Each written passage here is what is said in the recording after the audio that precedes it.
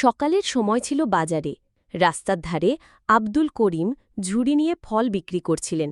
তার দুই মেয়ে ফাতিমা এবং রুকসানা দূরে পুলিশের সেবায় নিয়োজিত ছিল। দুই বোনই হাবিলদার ছিল। তাদের মোটেও ধারণা ছিল না যে তাদের বাবা কী পরিস্থিতিতে জীবনযাপন করছেন। আর আজ তাদের বাবার সঙ্গে এমন কিছু ঘটতে চলেছে যা তাদের আত্মাকে কাঁপিয়ে দেবে। আব্দুল করিম চুপচাপ ফল বিক্রির কাজে ব্যস্ত ছিলেন। এমন সময় একজন ইন্সপেক্টর, যার নাম আহমেদ খান, মোটরসাইকেলে করে এলো। সে বাইকটি রাস্তার ধারে থামিয়ে আক্রমণাত্মক স্বরে বলল, তোমার এত সাহস কি করে হলো রাস্তার ধারে ফল বিক্রি করার? তোমার জন্য এখানে জেল হয়ে যেতে পারে। তাড়াতাড়ি এখান থেকে সরে যাও। এই বলে সে হঠাৎ করে ফলের ঝুড়িতে জোরে লাথি মারল। ফলগুলো মাটিতে ছড়িয়ে পড়ল এবং লোকজন থমকে দাঁড়িয়ে তামাশা দেখতে লাগল। ইন্সপেক্টর আরও রেগে চিৎকার করে বলল, এটা কি তোমার বাবার রাস্তা, যেখানে ইচ্ছা বসে ফল বিক্রি করতে শুরু করো? ফল বিক্রি করতে হলে নিজের জায়গা গিয়ে বিক্রি করো। আব্দুল করিম চুপচাপ তার কথা শুনতে লাগলেন। অপমান সহ্য করতে লাগলেন। তার চোখে জল এসে গেল, কিন্তু তিনি কিছু না বলে মাটিতে পড়ে থাকা ফলগুলো তুলতে শুরু করলেন। ভিড়ের মধ্যে দাঁড়িয়ে থাকা লোকজন শুধু তামাশা দেখছিল। কেউ প্রতিবাদও করল না, কেউ সাহায্যও করল না। ভিড়ের মধ্যে একটি গরিব ছেলে ছিল, যার নাম রহিম। তার সোশ্যাল মিডিয়ায় কিছু ফলোয়ার ছিল। সে তার মোবাইল বের করে পুরো ঘটনাটি রেকর্ড করতে শুরু করল। ইন্সপেক্টর তাকে তিরস্কার করতে থাকল, অপমান করতে থাকল এবং লোকজন শুধু হাসতে হাসতে দেখতে থাকল। আব্দুল করিম মনে মনে ভাবছিলেন, যদি আমার দুই মেয়ে এসব জানতে পারে তাহলে কি হবে? কাশ তারা যেন এই ঘটনা কখনো না জানে, নইলে ঝড় উঠবে। চোখে জল নিয়ে ফলগুলো ঝুড়িতে ফিরিয়ে তিনি ধীরে ধীরে বাড়ির দিকে রওনা দিলেন। এদিকে যে গরিব ছেলে রহিম ভিডিও করেছিল, সে তার বাড়ি পৌঁছে ভিডিওটি সোশ্যাল মিডিয়ায় আপলোড করে দিল। ক্যাপশনে লিখল, এই বৃদ্ধের কোনো দোষ ছিল না, কিন্তু ইন্সপেক্টর তার ফল ফেলে দিয়েছে এবং রাস্তায় অপমান করেছে। এটা কি ঠিক? ভিডিওটি দ্রুত ভাইরাল হয়ে গেল। লোকজন শেয়ার করতে লাগল, মন্তব্য করতে লাগল। সবাই এই ঘটনাকে ভুল বলে মনে করছিল। কিছুক্ষণ পরে ভিডিওটি রোকসানার মোবাইলে পৌঁছল। ভিডিও দেখেই তার রক্ত গরম হয়ে গেল। সে ভাবতেও পারেনি যে তার বাবার সঙ্গে এমন ব্যবহার করা হয়েছে। লোকজনের সামনে অপমান করা হয়েছে, এমনকি চড়ও মারা হয়েছে। রুকসানা তৎক্ষণাৎ ভিডিওটি তার বড় বোন ফাতিমার কাছে পাঠিয়ে দিল। ফাতিমা ভিডিও দেখে রাগে লাল হয়ে গেল। তার চোখে জল এসে গেল। মনে মনে ভাবল, আজ যদি মা বেঁচে থাকত তাহলে আমাদের এই দিন দেখতে হতো না। আমরা এত কষ্ট করে এই পর্যায়ে পৌঁছেছি, তবুও বাবাকে সুখ দিতে পারিনি। কিন্তু আমিও ইন্সপেক্টরকে ছাড়ব না, প্রতিশোধ নিয়েই ছাড়ব। ভিডিও দেখার পর ফাতিমা তৎক্ষণাৎ রুকসানাকে ফোন করল। তার কণ্ঠের রাগ স্পষ্ট ছিল। রুকসানা, তুমি এখানেই থাকো, আমি বাড়ি যাচ্ছি এবং ওই ইন্সপেক্টরের কাছ থেকে প্রতিশোধ নেব। রুকসানা তৎক্ষণাৎ বলল, না আপু, আমিও তোমার সঙ্গে যাব। বাবার সঙ্গে যা হয়েছে তা আমি সহ্য করতে পারছি না, তাকে তার জায়গা দেখাতেই হবে। ফাতিমা বোঝাল, তোমার এখানে থাকা উচিত। আমু বাবাকে নিয়ে ফিরে আসব এবং আমরা এখানে কাছাকাছি তাকে রাখব।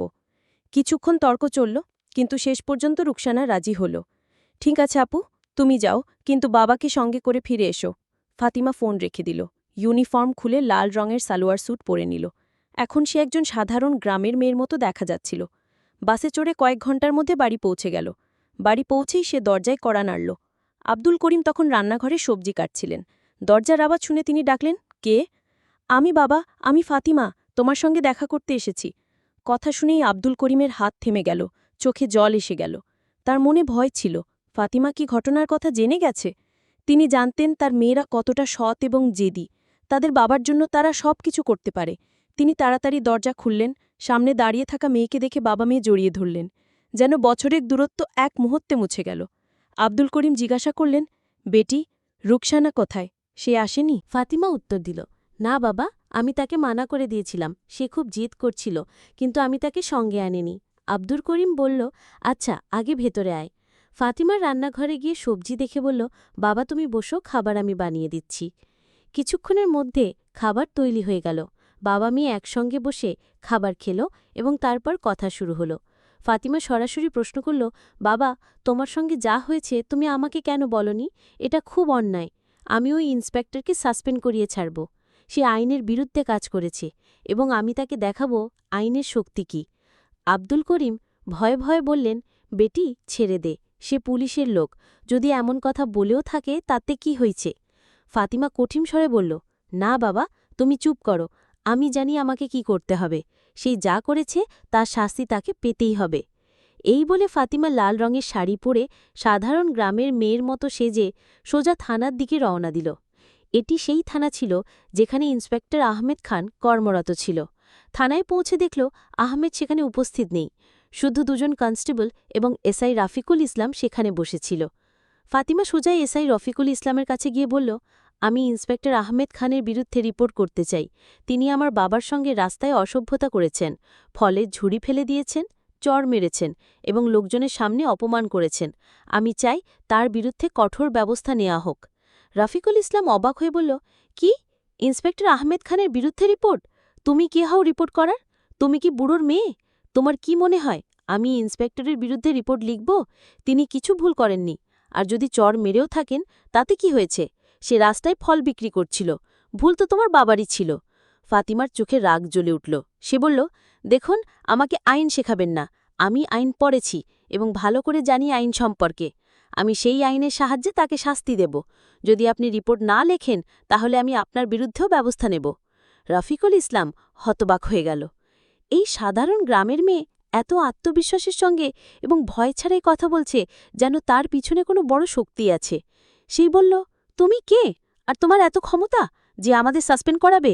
আমরা চাইলে এখনই তোমাকে জেলে ভরতে পারি। ফাতিমা কিছু না বলে তার সরকারি আইডি কার্ড টেবিলে রাখল। আইডি থেকে রফিকুল ইসলামের চোখ ছানা বড়া হয়ে গেল। ভয়ে ভয়ে বলল, আপনি হাবিলদার? সরি ম্যাডাম, বলুন কি করতে হবে? ফাতিমা কঠিন স্বরে বলল, এই থানার অবস্থা খুব খারাপ। এখানে ন্যায় বলে কিচ্ছু নেই। সরি বললে কিচ্ছু হবে না। এখন আমি সরাসরি আপনার এবং ইন্সপেক্টরের বিরুদ্ধে ব্যবস্থা নেব।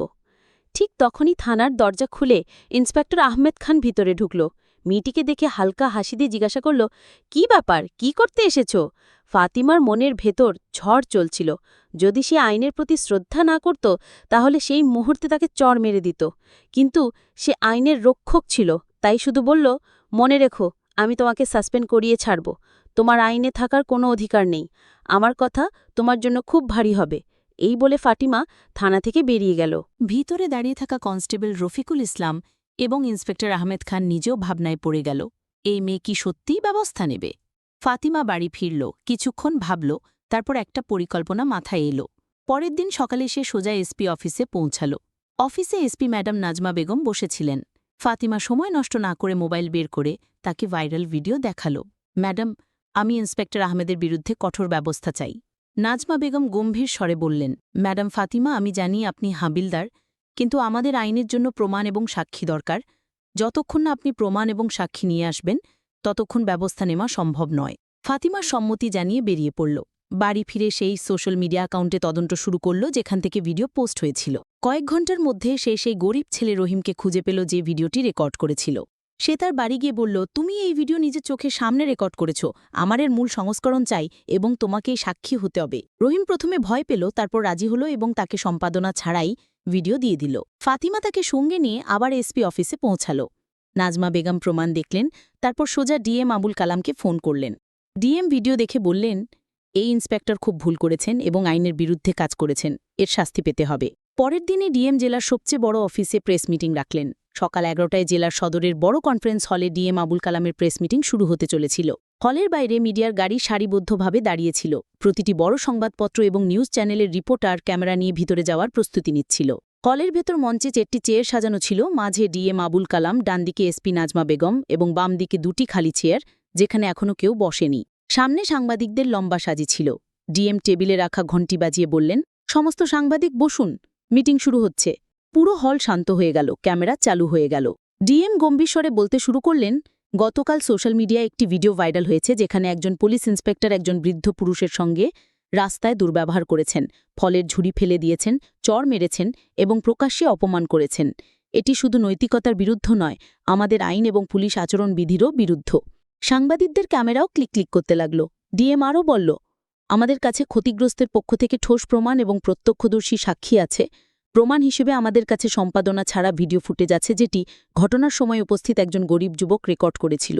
সাক্ষীও এখানে উপস্থিত এবং বিবৃতি দিতে প্রস্তুত। এই বলে ফাতিমা মঞ্চে এলো এবং মিডিয়ার দিকে মুখ করে বলল, আমি ফাতিমা আক্তার, বাংলাদেশ পুলিশের হাবিলদার। এই ক্ষতিগ্রস্ত পুরুষ আমার বাবা আব্দুল করিম। পুরো হল স্তব্ধ হয়ে গেল। সাংবাদিকরা একে অপরের দিকে তাকাতে লাগল, যেন এখন ব্যাপারটা অনেক বড় হয়ে গেছে। ফাতিমা থামল না, বলতে থাকল, আমি আইন পড়েছি এবং জানি যে কাউকে রাস্তায় এইভাবে অপমান করা অপরাধ। সে সাধারণ মানুষ হোক বা পুলিশ অফিসার, আইন সবার জন্য সমান। সাংবাদিকরা প্রশ্ন ছুটতে শুরু করল, ম্যাডাম, আপনি কি চান? শুধু ইন্সপেক্টরের বিরুদ্ধে ব্যবস্থা নেওয়া হোক, নাকি আরও কেউ এতে জড়িত? ফাতিমা উত্তর দিল, এই ঘটনায় শুধু ইন্সপেক্টর নয়, থানার এসআই রফিকুল ইসলামও সমান দোষী, যিনি অভিযোগ নিতে অস্বীকার করেছেন, ক্ষতিগ্রস্তের উপহাস করেছেন এবং আইনের উপহাস করেছেন। SP madam Nazma Begum microphone নিয়ে বললেন, আমরা অভ্যন্তরীণ তদন্ত শুরু করেছি, কিন্তু যেহেতু ব্যাপারটি গুরুতর এবং ক্ষতিগ্রস্তের পক্ষে পাকা প্রমাণ রয়েছে, আমি সুপারিশ করছি যে দুজন অফিসারকে তৎক্ষণাৎ সাসপেন্ড করা হোক, যাতে তদন্ত নিরপেক্ষ হয়। ডিএম মাথা নেড়ে আদেশ পড়লেন, তৎক্ষণাৎ প্রভাবে ইন্সপেক্টর আহমেদ খান এবং এসআই রফিকুল ইসলামকে সাসপেন্ড করা হলো। এই আদেশের কপি পুলিশ সদর এবং মন্ত্রণালয়ে পাঠানো হবে। সাংবাদিকদের মধ্যে ফিসফাস শুরু হয়ে গেল, এত দ্রুত ব্যবস্থা, এটা তো একটা দৃষ্টান্ত। মিটিং শেষ হতেই ডিএম জেলা প্রশাসনের আইনি উপদেষ্টাকে ডাকলেন। আমি পুরো প্রক্রিয়াটি আইনি কাঠামোর মধ্যে করতে চাই, নোটিশ তৈরি করুন এবং সাসপেনশন লেটার প্রস্তুত করুন। আইনি উপদেষ্টা জানালেন, স্যার, প্রথমে আমাদের একটি চার্জশিট তৈরি করতে হবে, যেখানে আইপিসির ধারা এবং পুলিশ আইনের অধীনে করা ভায়োলেশনগুলো লেখা হবে। তারপর একটি বিভাগীয় তদন্ত কমিটি গঠন করা হবে। তবে সাসপেনশন আদেশ তৎক্ষণাৎ কার্যকর হতে পারে, যাতে অভিযুক্তরা তদন্তকে প্রভাবিত না করতে পারে। ডিএম তৎক্ষণাৎ আদেশ দিলেন এবং 2 ঘণ্টার মধ্যে সাসপেনশন লেটার প্রস্তুত হয়ে গেল। ইতিমধ্যে গ্রামে এই খবর আগুনের মতো ছড়িয়ে পড়ল। বাজারের লোকজন একে অন্যকে বলতে লাগল, শুনেছ, আব্দুল করিমের সঙ্গে যা হয়েছিল, এখন তার ন্যায় বিচার হতে চলেছে। তার মেয়ে হাবিলদার সেই সব করিয়েছে। আব্দুল করিমের বাড়ির বাইরে ভিড় জমে গেল। কেউ উৎসাহ দিতে এলো, কেউ শুধু দেখতে। আব্দুল করিম বারবার বলছিলেন, আমি প্রতিশোধ চাইনি, শুধু সম্মান চেয়েছিলাম। কিন্তু আমার মেয়েরা তো আগুন, তারা অন্যায় সহ্য করে না। যখন সাসপেনশন আদেশ থানায় পৌঁছল, তখন কনস্টেবলদের মধ্যে হট্টগোল শুরু হয়ে গেল। একজন কনস্টেবল ধীরে বলল, ভাই, এই মেয়েটি সত্যি করে ফেলল, আমরা তো ভাবতেও পারিনি যে ব্যাপারটা ডিএম পর্যন্ত পৌঁছবে। আহমেদ খান এবং রফিকুল ইসলাম দুজনকেই আদেশ শোনানো হলো, আপনাদের তৎক্ষণাৎ প্রভাবে সাসপেন্ড করা হলো। তদন্ত সম্পূর্ণ না হওয়া পর্যন্ত আপনারা কোনো সরকারি পদ ব্যবহার করতে পারবেন না। আহমেদ খান রাগে কাগজ মাটিতে ছুঁড়ে ফেলল, কিন্তু রফিকুল ইসলামের মুখে স্পষ্ট ভয় ছিল, এই মেয়ে আমাদের জীবন বরবাদ করে দেবে। আমি বলেছিলাম না, তার সঙ্গে ঝামেলা করো না। সন্ধে হতেই টিভি চ্যানেলে শিরোনাম চলতে লাগল, ইন্সপেক্টর এবং এসআই সাসপেন্ড, হাবিলদার মেয়ে বাবাকে ন্যায়বিচার এনে দিল। ভাইরাল ভিডিও হয়ে উঠল অস্ত্র, পুলিশ অফিসারদের ওপর পড়ল শাস্তির হাতুড়ি। ফাতিমার মোবাইলে একের পর এক কল আসতে লাগল, কেউ অভিনন্দন জানাতে, কেউ মিডিয়া ইন্টারভিউয়ের জন্য। কিন্তু ফাতিমা শুধু বলল, এটা শুধু আমার বাবার ব্যাপার নয়, এটা তাদের জন্য যাদের সঙ্গে চুপচাপ অন্যায় হয়। 1 সপ্তাহ পর বিভাগীয় তদন্তে প্রমাণ এবং সাক্ষীদের ভিত্তিতে দুজন অফিসার দোষী সাব্যস্ত হল। রিপোর্টে লেখা হল, ইন্সপেক্টর আহমেদ খান পদের অপব্যবহার করেছেন, শৃঙ্খলা ভঙ্গ করেছেন এবং জনগণের সঙ্গে অশোভন আচরণ করেছেন। এসআই রফিকুল ইসলাম অভিযোগ গ্রহণ করতে অস্বীকার করে কর্তব্যে অবহেলা করেছেন। পুলিশ সদর থেকে আদেশ এলো, দুজন অফিসারকে বরখাস্ত করা হলো এবং তাদের বিরুদ্ধে ফৌজদারি মামলা দায়ের করা হবে। যখন এই খবর আব্দুল করিমের বাড়ি পৌঁছল, ফাতিমা শুধু বলল, বাবা, এই জয় শুধু আমাদের নয়, প্রতিটি মানুষের, যে অন্যায়ের বিরুদ্ধে দাঁড়ায়। আব্দুল করিম চোখের জলে হেসে মেয়েকে জড়িয়ে ধরলেন, তুমি শুধু আমার নও, এই গ্রামেরও মাথা উঁচু করেছ। বন্ধুরা, তুমিও যদি ফাতিমার মতো তোমার বৃদ্ধ বাবাকে ভালোবেসে থাকো, তাহলে ভিডিওটাতে লাইক দিয়ে চ্যানেলটাকে সাবস্ক্রাইব করে দিও প্লিজ। আর আপনি কোথা থেকে দেখছেন তা কমেন্টে জানাতে ভুলবেন না।